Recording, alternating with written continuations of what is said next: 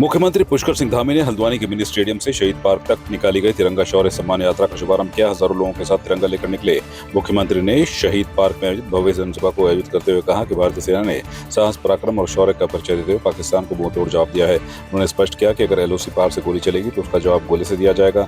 मुख्यमंत्री ने कहा कि आतंकवाद के खिलाफ सेना की यह कार्रवाई प्रधानमंत्री नरेंद्र मोदी के दूरदर्शी नेतृत्व का परिणाम है। उन्होंने सेना की वीरता को सलाम करते हुए कहा कि देश की जनता पूरी तरह से सेना के साथ खड़ी है।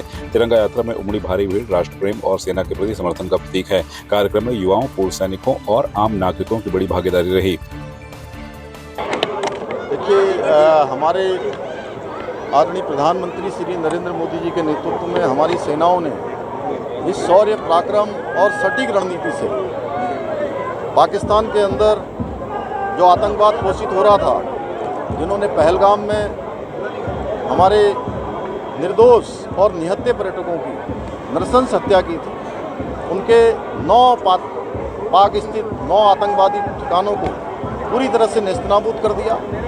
पाकिस्तान के अंदर इस प्रकार से हमारी सेना ने हमला किया कि 4 दिनों के अंदर ही पाकिस्तान घुटनों पर आ गया। उसको सीज फायर करना पड़ा, युद्ध रोकना पड़ा, गिड़गिड़ाना पड़ा।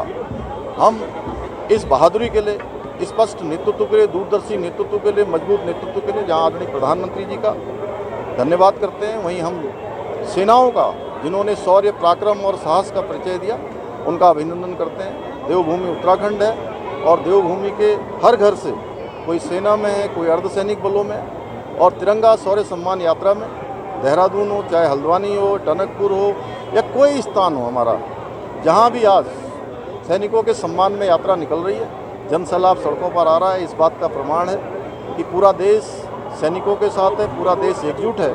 और भारत की ओर कोई भी आतंकवादी, अलगाववादी, जिहादी दुश्मन अब आंख उठाकर देखेगा तो उसको मुंहतोड़ जवाब दिया जाएगा, उसको नेस्तनाबूद कर दिया जाएगा। भारत की सामरिक शक्ति बढ़ी है। पाकिस्तान ने अनेक अटैक करने का प्रयास किया, लेकिन हमारी सेना ने, हमारे एयर डिफेंस ने उनको हवा में ही जो है नष्ट कर दिया, हवा में ही नेस्तनाबूद कर दिया। मानसून की तैयारी किस तरह की, मानसून सीजन चल रही है? मानसून के लिए हम लोग पूरी तरह से तैयार हैं और सभी जिलाधिकारियों को पहले से निर्देश कर दिए गए हैं। जहां रिवर से संबंधित, नदी नालों की सफाई से संबंधित अन्य जो पिछले सालों के अनुभव हैं, उसके आधार पर पहले से तैयारियां करें। पिथौरागढ़ के चंडाक स्थित प्रसिद्ध मस्ट मानू मंदिर प्रांगण में सड़क परिवहन एवं राजमार्ग राज्य मंत्री अजय टमटा ने सीमांत सेवा फाउंडेशन के हेल्थ ऑन व्हील अभियान के तहत multi speciality mobile health unit का उद्घाटन किया। इस यूनिट की शुरुआत गौरंग घाटी के 32 गाँव में स्वास्थ्य सेवाएं पहुंचाने के उद्देश्य से की गई है। उद्घाटन समारोह की शुरुआत सुंदरकांड पाठ से हुई। मंत्री अजय टमटा ने कहा कि सीमांत क्षेत्रों में रह रहे लोगों को बेहतर स्वास्थ्य सेवाएं देना सरकार की प्राथमिकता है। यह अत्याधुनिक हेल्थ यूनिट अनुभवी डॉक्टरों व स्वास्थ्य कर्मियों से सुसज्जित है और सामान्य चिकित्सा, ECG, पैथोलॉजी सहित अन्य सेवाएं घर के पास ही उपलब्ध कराएंगी। उन्होंने कहा कि यह प्रयास दूर-दराज के ग्रामीणों के लिए एक बड़ी राहत साबित होगी। इस पहल से सीमांत क्षेत्रों में स्वास्थ्य सुविधाएं सुलभ होंगी और जन कल्याण को बढ़ावा मिलेगा।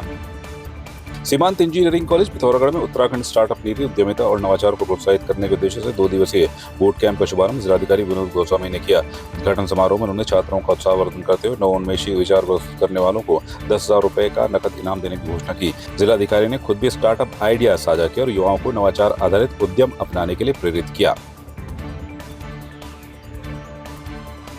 ये इंडस्ट्री डिपार्टमेंट के द्वारा जो स्टार्टअप इकोसिस्टम को मजबूत करने के लिए पूरे राज्य में अलग अलग सेमिनार किए जा रहे हैं। आज यहाँ पर जो सीमांत इंजीनियरिंग कॉलेज है उसमें एक 2 दिवसीय एक सेमिनार आयोजित किया गया है, जिसमें कि इंडस्ट्री डिपार्टमेंट, हमारे IIM काशीपुर से जो एक्सपर्ट्स आए हैं, इसके अलावा यहाँ इंजीनियरिंग कॉलेज के भी जो अपने एक्सपर्ट्स हैं, उनके द्वारा यहाँ के जो यंग माइंड्स हैं और यहाँ के जो बच्चे हैं उनको, और एंटरप्रेन्योर्स हैं, उनके साथ में चर्चा करी जा रही है। तो आज ये इनॉग्रेल सेशन था। कल शायद इसमें कुछ ऐसे सक्सेसफुल एंटरप्रेन्योर्स हैं जो कि इसी कॉलेज से या इसी क्षेत्र से, पिथौरागढ़ क्षेत्र से निकल करके जिन्होंने भारत के मानचित्र में अपना नाम बनाया है, काम किया है, इनके साथ इंटरेक्शन किया है।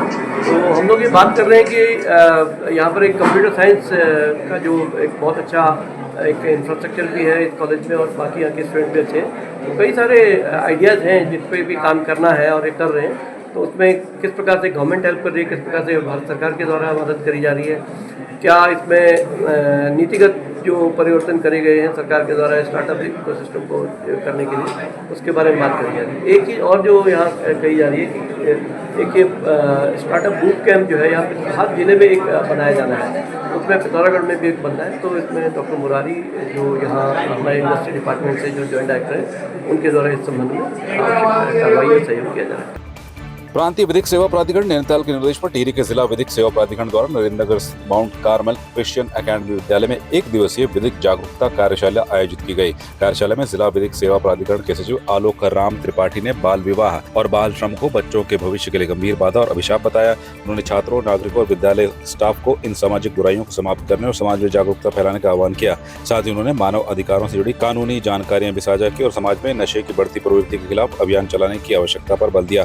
कार्यशाला का उद्देश्य छात्रों को उनके अधिकारों और कर्तव्यों के प्रति जागरूक करना था।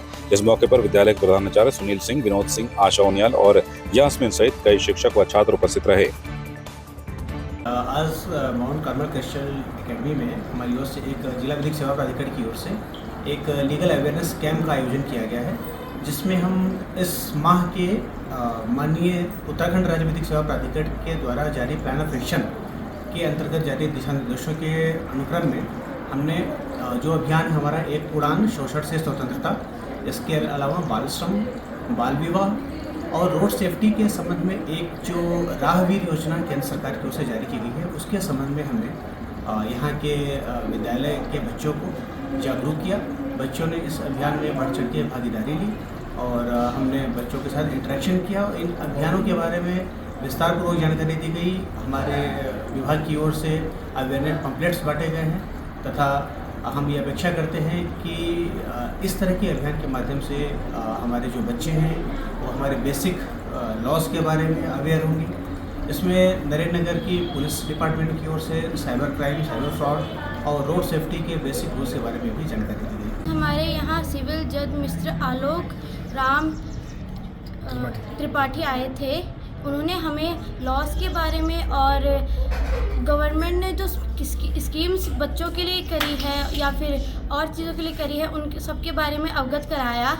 हमें चाइल्ड लेबर्स के बारे में बताया, पॉस्को के बारे में बताया और रोड एक्सीडेंट्स के बारे में भी बताया। हमें सारे गवर्नमेंट जैसे कि राहवीर योजना के बारे में बताया और चाइल्ड लेबर्स किस एज तक है, क्या होता है, उसके बारे में क्या क्या योजनाएं हैं, ये सब बताई। और हमें पॉस्को के बारे में भी बताया कि क्या सही है क्या गलत है।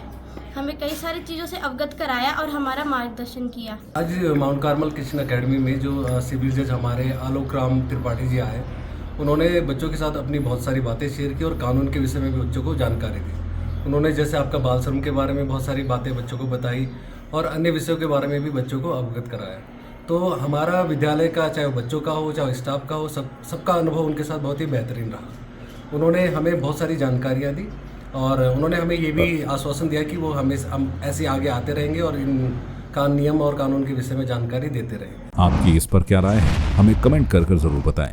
इसके साथ ही आप हमारे YouTube चैनल को सब्सक्राइब कीजिए। आप हमें Facebook, Instagram, Twitter पर फॉलो भी कर सकते हैं और संवाद 365 के साथ एक क्लिक में जुड़ने के लिए डाउनलोड कीजिए संवाद 365 ऐप।